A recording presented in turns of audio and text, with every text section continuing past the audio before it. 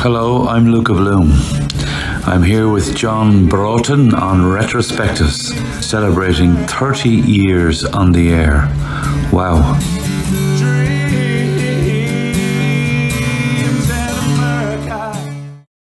You're an absolute gentleman. Thank you so much. No problem at all. All right, we'll jump right in. What can you recall of your very early songwriting efforts? And were you quick to develop a self-confidence in your writing? Oh, what a lovely question. The very first song I wrote was called "Wave Up to the Shore." I wrote it when I was about 16 years old. And well, no, sorry, that's not true. The very first, shall we say, the very first song that I wrote that wasn't rubbish, because I was writing rubbish between 14 and 16 in school. But when I was 16, I wrote a song called "Wave Up to the Shore," which is kind of interesting because I ended up recording it on my second or third last album, which is called Frugalisto. And I wrote the song when I was 16 and recorded it when I was 61. And that song proved to be a very significant song because not long after I wrote that song, I kind of started drinking. And unlike other people whose songwriting was enhanced by their chemical intake, mine wasn't, and I went through a lot of dark years of really struggling to find any kind of a meaningful artistic voice. My songs tended to be, in my early teens and early 20s, late teens, early 20s, tended to be very maudlin and simplistic. It was only after I stopped drinking that I began to find the way to write the songs that became the songs on albums like Riverside. So to be honest, to your question, it took me about 15 years to find a voice in writing and performing that I was anyway comfortable with. How influential was your brother Christy in terms of you wanting to pursue a career in music? Do you think it would have anyway had your brother not been a musician himself? It's really tough. It's tougher than it might imagine to answer that question, because clearly the fact that my oldest brother was singing songs in folk clubs in England when I was 12, that was something I'd never heard of folk clubs. I didn't know what a folk club was. This is 1967. I was 12 years old. Too young to be a hippie, too old to be a punk. But he was out there in England doing his thing, and of course that was inspiring to me. But the music that inspired him was, very much the Clancys, the Dubliners, Woody Guthrie. I was already beginning to listen to Joni Mitchell and Bob Dylan. And so, we were, from the moment I decided I wanted to play music and sing, I was on a path that was separate from my brother's. Obviously, the fact that he was a singer, I loved, and the fact that my first pay was entirely down to him, because he would have suggested me to get the gig, and the rest of the band kindly agreed. That was my first paid gig in 1972. I was the first opening act for Planksty. So that was a very big deal and very inspiring and very helpful to watch that. But artistically and creative, I was more drawn to the people who weren't necessarily singing old folk songs, but were writing their own songs. And so I've loved Planksty, I've loved Moving Hearts, I've loved the various manifestations of my brother's work, but other people have been more inspiring to me as a writer. Of course, a great turning point in your life and career was going to America and adopting the Luka Bloom stage name. Have you ever pondered what path your career may have taken had you never made that move? Well, evidence and experience would suggest that it wouldn't have gone very far. I mean, I made 3 albums under my real name, Barry Moore, and between the 3 of them, they wouldn't have broken the 1,000 mark in sales between the 3 of them. And nobody was queuing up to buy my tickets to my gigs, and I wasn't in a good place. I was a very unhappy young man who was making bad records and doing his best but not doing very well. And then at a certain point in the early 80s, I changed my life and got my act together and began to write and create songs. But because people had gotten so accustomed to my struggling, I found it very difficult to make any inroads in Ireland. And around 1986, I got this great idea to give myself a completely new, fresh beginning where I could aspire to an actual debut album under a different name. And when I went to America and created the identity of Luka Bloom for my songs, which is all it is, it was never about distancing myself from my family.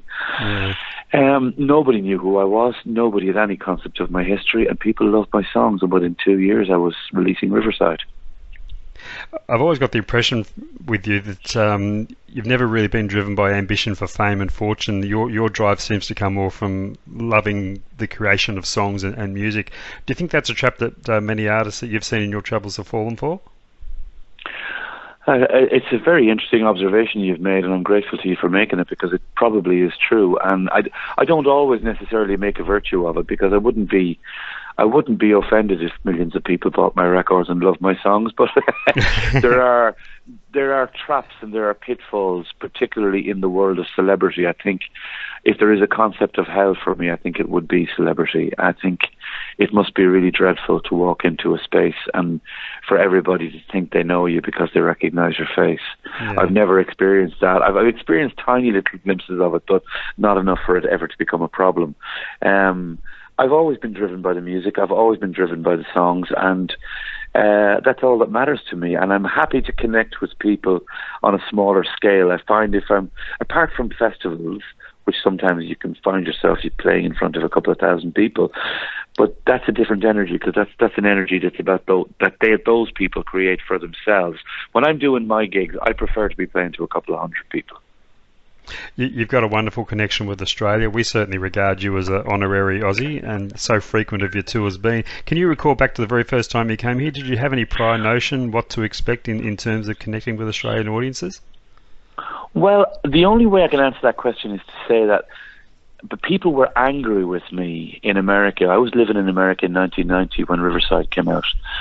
And I went from, struggling to get gigs in Ireland to being told you have to go to Holland, your album is in the charts. And that, from Riverside, I was getting calls from the record company, you have to go to Australia, your album is in the charts. And I'm like, I can't go to Australia, I can't, it's too far, I'm burnt out. So I didn't tour Australia with the Riverside album. I didn't get to come to Australia until the next album, The Acoustic Motorbike. And my very first gig in the Southern Hemisphere was in the Enmore Theatre in Sydney, and there was over 2,000 people there. That's the first time in my life that ever happened to me, where I've come to a country where I had no struggle, where there was airplay before I ever did a show, and where people were like thrilled that they were finally getting to hear I Need Love and Delirious live. And I've never forgotten that moment. It's the only place I ever experienced that, and it was a happy moment that seemed to vindicate all the years of struggling I'd had. And it's one of the reasons I feel I have this great connection with Australia, because I feel like it's the first country that completely just embraced my songs without any sense of what my previous history was. And so it's my home away from home since 1992, and that's it. Where are some of your other better markets around the world? My better markets are generally the ones that I've chosen that are important for me. And Australia's right up there, but I would have a very deep relationship with Holland and Belgium also.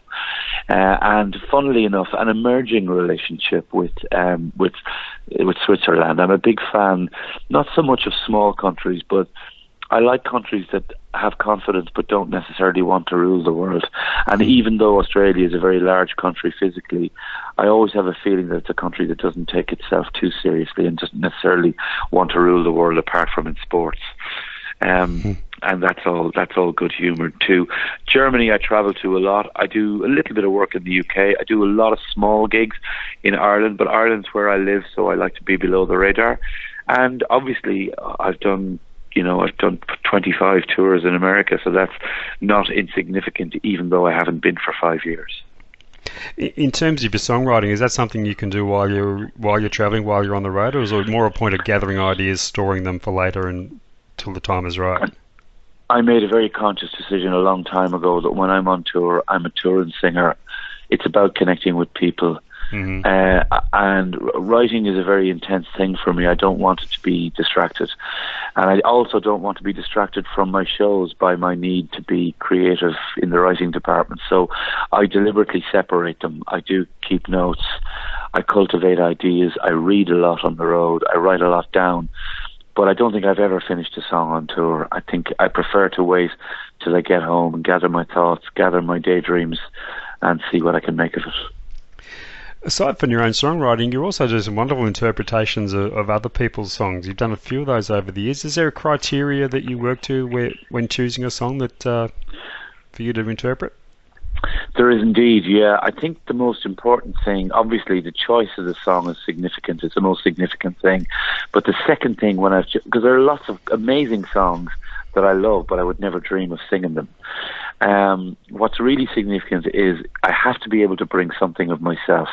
Otherwise, it's an utterly pointless exercise. Because who wants to sound like a Van Morrison cover act or a Bob Dylan cover act? I only sing 2 Bob Dylan songs, but both of them are songs I feel I can bring something of myself, so people could potentially mistake it for a song of mine because I've brought something of my own life experience to it. I try not to use the word cover. I don't like that word. I prefer interpreting a song, which you do beautifully. Do you think that's a bit of an underappreciated art form, the song interpretation? Well, I think my brother is an absolute master of it. I think my brother has taken songs by people, including my own song, City of Chicago. I mean, it's really... I think people know my song City Chicago because of my brother's interpretation of it. And I think when someone who really honours the songwriting process of other people, they can take the song of that songwriter and take it to a whole other level. I mean, I do a song called Sonny Sailor Boy, which is written by Mike Scott. I don't think he's ever really recorded it, and I think it's really my version of it that people know.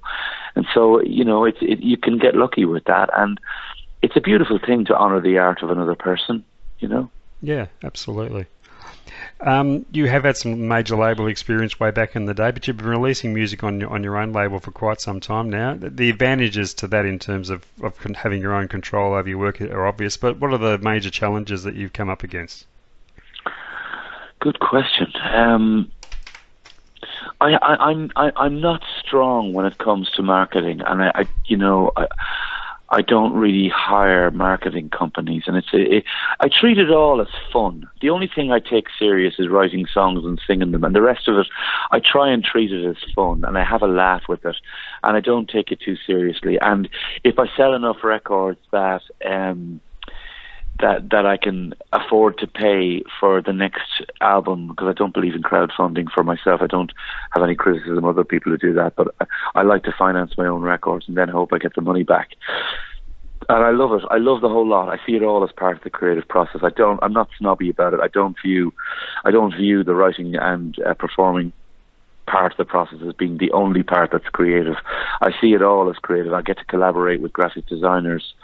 I get to collaborate with photographers, and I think the whole thing is creative. I think everybody comes on board, and we create a project together that's significant for maybe 6 months, and until we move on to the next project. And I love it, but there are challenges, and the challenges are all in the area of marketing, because as you know, the whole business of media has utterly transformed, and I don't know if it's better or if it's worse. And I'm a bit old school when it comes to marketing. I love to have conversations like this with people who are skilled in interview and who have a love and a passion for music. And so,